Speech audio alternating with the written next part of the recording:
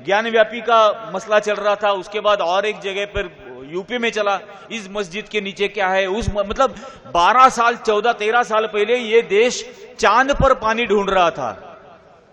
आज मस्जिद के नीचे क्या है, मंदिर के नीचे क्या है, ये ढूंढा जा रहा है। उस वक्त ज्ञानव्यापी का मसला जब हुआ, चंद्रचूड़ चीफ जस्टिस थे, मैंने चंद्रचूड़ को खत लिखा था।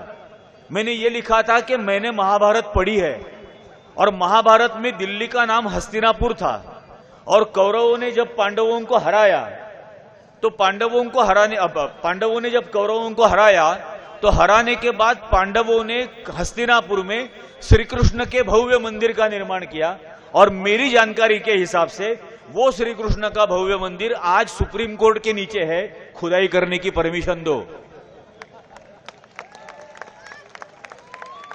ये बेवकूफी की हद है, लेकिन इस तरह से इनको रोकना जरूरी है। जिनकी जिम्मेदारी है वो ही इस बात को बढ़ावा दे रहे हैं और इसलिए इनकी अकाउंटेबिलिटी तय करना भी हमारी जिम्मेदारी है।